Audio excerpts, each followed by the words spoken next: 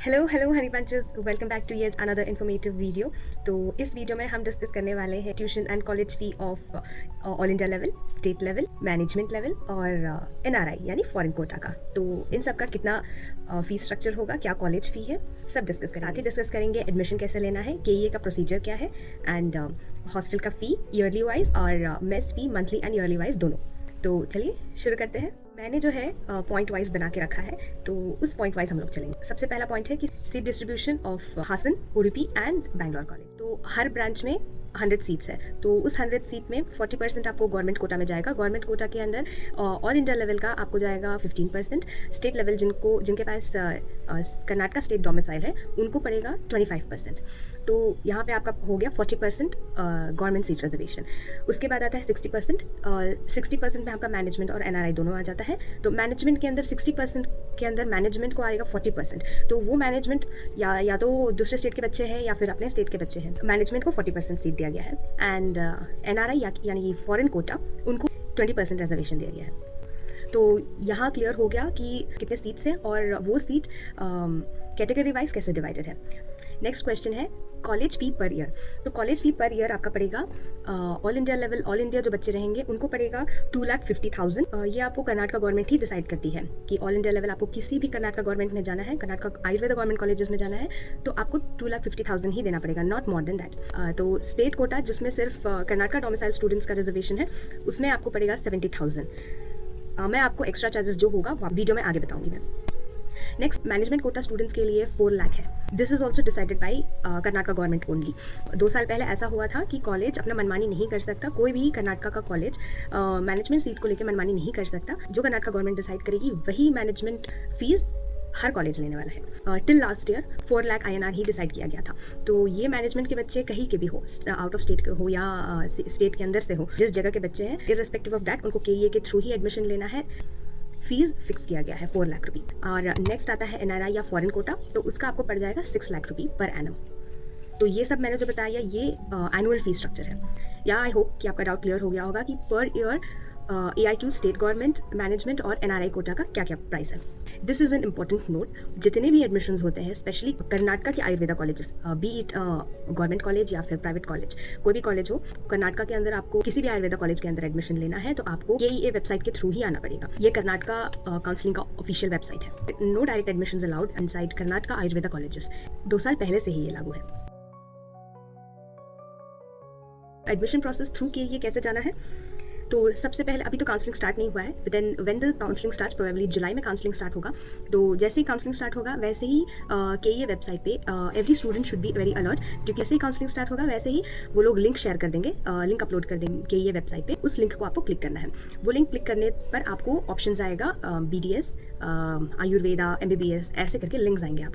तो जैसे ही आप KEA वेबसाइट में वो लिंक आएगा, आप क्लिक करेंगे तो आपको ऑप्शन आएगा आयुष पोर्टल करके एक लिंक आएगा, फिर BDS और MBBS या एलोपैथी ऐसा करके लिंक आता है। तो that link you have to click on the AYUSH portal या फिर आयुष लिंक जनरेट किया जाएगा, तो वो लिंक आपको क्लिक करना है। जैसे ही आप वो लिंक क्लिक करेंगे आपको कोर्स दिया जाएगा। आयुष के अंदर आता है आयुर्वेद, योग, यूनानी, सिद्धा, तो ये सारे ऑप्शंस आएंगे। उसमें आपको आयुर्वेद सेलेक्ट करना है। आयुर्वेद सेलेक्ट करते ही they will redirect you to a page जहाँ पे आपको अपने वाइटल डिटेल्स और डॉक्यूमेंट वेरिफिकेशन के लिए डॉक्यूमेंट अपलोड करना होता है। तो वहाँ पे जो रिक्वायरमेंट्स या जो पर्टिकुलर्स पूछे जा रहे हैं वो पर्टिकुलर्स आपको वहाँ पे फिल करने हैं। अटेस्टेड डॉक्यूमेंट्स को ही अपलोड करना है, देन ओनली वेरिफिकेशन प्रोसेस आगे बढ़ेगा, वरना आपके सारे डॉक्यूमेंट को ही डिनाई कर दिया जाएगा। तो अटेस्टेड कॉपीज़ को ही आप अपलोड करें। अटेस्टेड आपको मिल जाएगा जैसे विधान साधा, मिनी विधान साधा या फिर विकास साधा ऐसा होता है, या फिर किसी एडवोकेट के पास जाके उनका सील लगवाना है। That is called as attestation. And then click on the submit form. After submitting, now your work is half done. They will give you particulars where you have to option entry your colleges. तो based on preferences, for example मैं अपने SDM का ही example लेती हूँ। सबसे पहला preference Hassan, then Udupi, then Bangalore. अगर आपका ये क्राइटेरिया है तो नंबर 1 पे हासन रखिए, नंबर 2 पे उडुपी रखिए, नंबर 3 पे बैंगलोर रखिए। और else as per your wish, अगर सिर्फ बैंगलोर कॉलेज आपको सिलेक्ट करना है देन SDM बैंगलोर ओनली आपको ऑप्शन एंट्री करना पड़ेगा। And upload your NEET marksheet also. ये सब अपलोड करने के बाद में then finally submit the form. After submitting the form, when the AYUSH counselling begins, जब आयुष का काउंसलिंग शुरू होगा आपके फॉर्म्स निकाले जाएंगे online and based on your marks, based on your rank, they will start verifying कि जिस कॉलेज को आपने ऑप्शन एंट्री में डाला था क्या उस कॉलेज में आपका एडमिशन पॉसिबल है। अगर पॉसिबल है then they will give a tick mark to any one of the options which you have entered. Else आपको आपके मार्क्स और रैंक के बेसिस पे जो कॉलेज मिल रहा है वो कॉलेज आपके एंटर कर दिया जाएगा, वहाँ आपको अलॉट कर दिया जाएगा। You have to keep on regularly checking your Gmail, क्योंकि जैसे ही आपका सिलेक्शन होगा आपको जीमेल के थ्रू मैसेज आ जाएगा कि आपका सिलेक्शन हो गया है। What to do after you are allotted into a college.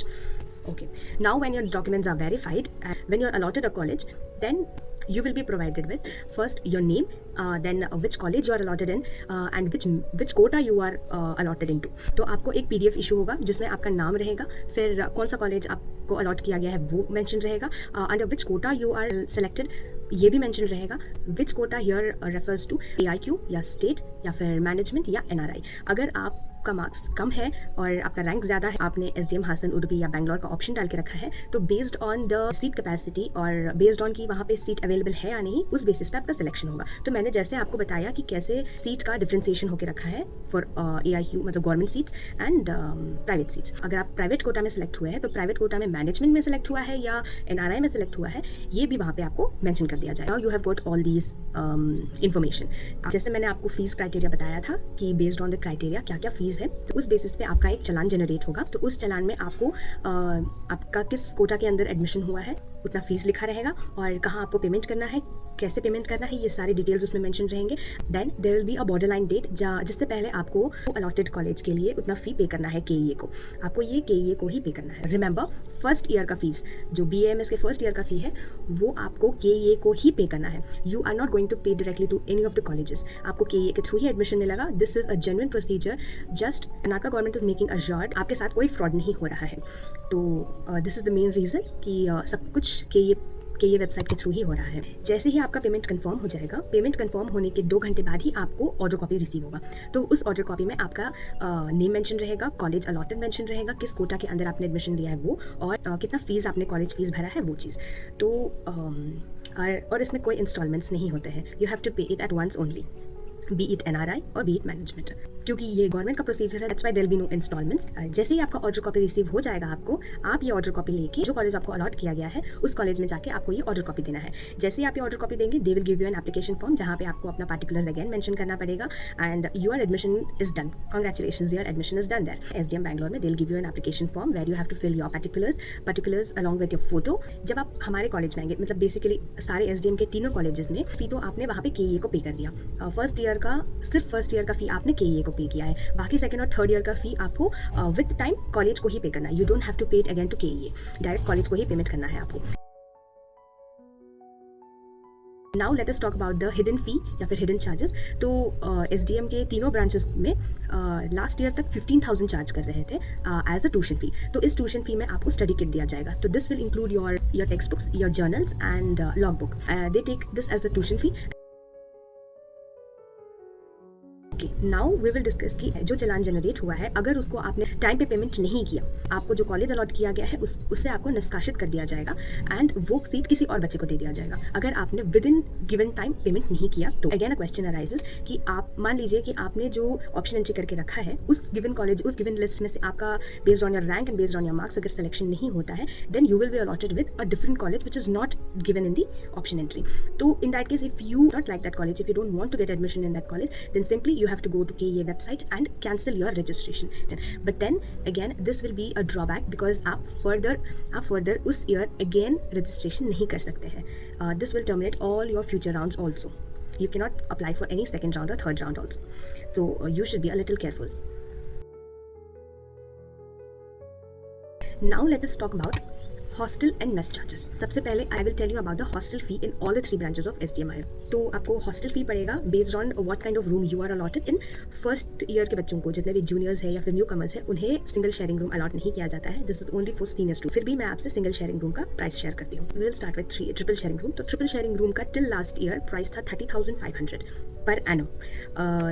2 sharing room का था 32,500 per annum. There is no again hidden charges here, this is only accommodation, no food included in this. Accommodation का annual charges है ये। And then single sharing room का पड़ जाता है, till last year था price 34,500। Again there is a note, हर साल 500 से 1,000 रुपये वो बढ़ाते हैं। Talk about the mess charges, आप जैसे ही एडमिशन लेते हैं आपसे हॉस्टल का 1 ईयर का चार्ज प्लस मेस का 1 ईयर का charge, that is 50,000 they take. तो 50,000 दे टेक इट अप्रॉक्स, ठीक है। तो 50,000 हियर एंड ऑलमोस्ट 35,000 हियर, तो आपको लगभग 1 लाख रुपए हो जाता है फूड एंड एकोमोडेशन का। लमसम लेके चलिए 1,000 आप एक्स्ट्रा इंक्रीज कर दीजिएगा, लेकिन 1 लाख के अंदर ही आपका फूड एंड एकोमोडेशन होगा। So that was it. तो आई होप मैंने मैक्सिमम इन्फॉर्मेशन आप तक पहुंचाया हो। अगर आपको ये वीडियो इन्फॉर्मेटिव लगा हो, पसंद आया हो ये वीडियो, तो शेयर करें उन दोस्तों के साथ जिनके लिए ये इन्फॉर्मेशन काफ़ी हेल्पफुल हो सकती है। तो मिलती हूँ आपसे अगले वीडियो में। Till then take care and please like, share और सब्सक्राइब कर दीजिएगा, बहुत ज़्यादा कॉन्फिडेंस और सपोर्ट मिलता है मुझे। तो मिलती हूँ आपसे अगले वीडियो में। Till then take care and love you honey bunches.